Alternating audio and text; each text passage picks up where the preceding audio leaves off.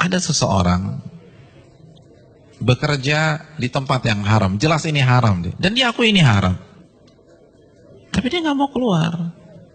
Kenapa dia nggak mau keluar? Dia katakan, anak saya 4, Ustaz.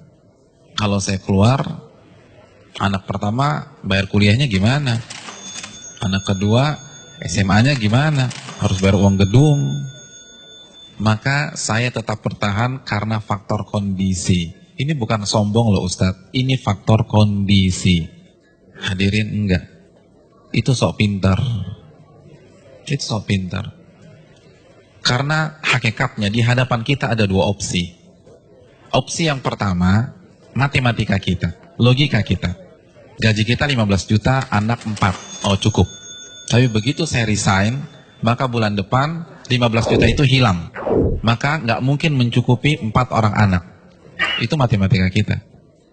Tapi itu bukan satu-satunya opsi. Opsi yang kedua, Allah berfirman dalam surat At-Talaq ayat 2. Barang siapa yang bertakwa kepada Allah, maka Allah akan berikan solusi. Dan Allah akan berikan rizki dari arah yang tidak ia duga-duga.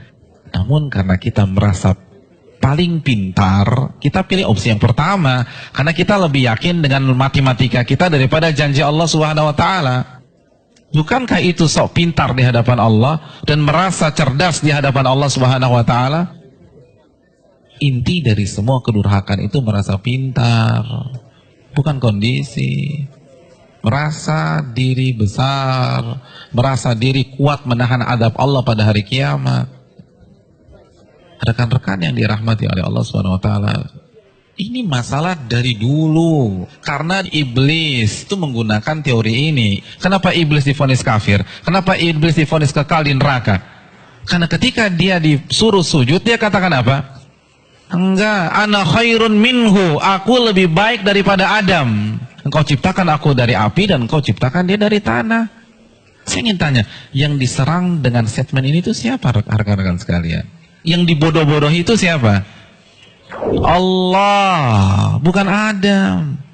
Apa maksudnya? Ulama mengatakan maksudnya, ya Allah, engkau perintahkan aku sujud kepada Adam, sedangkan dia dari tanah dan aku dari api. Ini perintah yang tidak masuk akal, gitulah. Ini perintah yang bodoh. Kalau bahasa Arab, ini nggak worth it banget nih Allah, gitu loh. Makanya kan Allah langsung habisi dia, aba wastakbara wa kana minal kafirin. Ini bukan hanya semata-mata sujud, hadirin. Ini lebih besar dari itu. Nah begitu juga dengan orang yang banyak maksiat sekarang.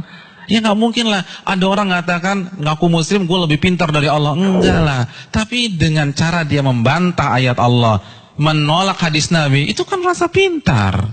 Merasa pintar. Akhirnya dibantah, dijawab.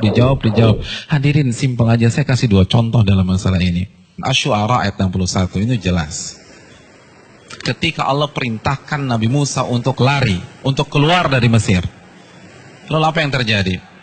Dan ketika kedua kelompok itu sudah saling melihat, Fir'aun sudah melihat Nabi Musa di hadapannya, dan Musa kalau menoleh sudah melihat Fir'aun. Inna lamudrakun. Maka sebagian pengikut Nabi Musa itu mengatakan kita akan tertangkap.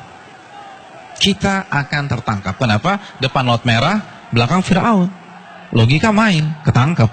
Matematika main, ketangkap. Lalu apa kata Nabi Musa?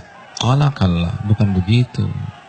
Inna ma'iya rabbi sayahdin. Sesungguhnya Allah bersamaku dan Allah akan memberikan petunjuk. Maka setelah Nabi Musa berbicara demikian, baru Allah wahyukan anidrib bi'asakal bahra fanfalaqa. Pukulkanlah tongkatmu ke permukaan laut, maka laut pun akan terbelah. Ada 2 sikap yang kontradiksi. Yang satu, begitu melihat kondisi real di lapangan, langsung menggunakan akalnya. Kita ketangkep nih. Tapi Nabi Musa enggak. Beliau merasa bodoh di hadapan Allah. Maka beliau tidak menggunakan pemikirannya, tidak menggunakan logikanya, tidak menggunakan matematikanya. Nabi Musa lebih percaya dengan janji Allah, in tansurullah yansurkum. Jika kalian menolong agama Allah, Allah akan tolong kalian. Orang nggak akan bisa seperti ini kalau dia nggak merasa bodoh di hadapan Allah. Hadirin, saya ingin bertanya, pengikut Nabi Musa itu siapa sih? Bani Israel. Bani Israel itu bodoh atau pintar? Pintar. Dan Nabi Musa adalah anak bangsa Bani Israel yang tercerdas pada saat itu. Yang satu merasa bodoh, yang satu merasa pintar. Dan yang benar adalah yang merasa bodoh di hadapan Allah. Ternyata seluruh analisa, prediksi yang diucapkan oleh seluruh orang-orang yang mengatakan kita akan ketangkap salah semua. Bukankah itu pelajaran bagi kita? Bukan berarti kita nggak boleh menggunakan akal sehat, enggak. Tapi kalau sudah berhadapan dengan perintah yang jelas, larangan yang jelas, merasa bodohlah di hadapan Allah. Jangan kritik, nggak mungkin Ustaz. Ini nggak make sense nih Ustaz. Ini nggak dapat hitung-hitungannya. Tuh Anda baru lagi merasa pintar. Emangnya Allah nggak bisa mengkayakan Anda dari jalan-jalan yang Anda nggak duga? Contoh yang terakhir, jelas-jelas surat As-Saffat ayat 102. Perintah jelas. Allah perintahkan Nabi Ibrahim untuk menyembelih putranya. Lalu Nabi Ibrahim lakukan hal tersebut. Kita sudah bahas. Hadirin yang dirahmati oleh Allah Subhanahu wa taala. Nabi Ibrahim kenapa tetap menyembelih putranya? Karena merasa diri bodoh di hadapan Allah. Karena kalau pakai matematika dan logika, itu jelas sudah nggak boleh disembelih. Buang orang terbaik kok. Beliau akan komplain kalau beliau merasa pintar saja, beliau akan komplain, kenapa anak saya disembelih? Saya kan manusia terbaik di sini. Harusnya kan anak saya sekolah di sekolah internasional, ya Allah, kenapa justru disembelih? Kan begitu logikanya. Tapi tidak. Beliau merasa diri bodoh sehingga lebih percaya terhadap perintah Allah daripada logikanya sendiri. Ada yang berani meragukan kecerdasan Ibrahim? Saya ingin tanya, etnis dan ras tercerdas di dunia itu siapa? Bani Israel. Bani Israel itu keturunan siapa?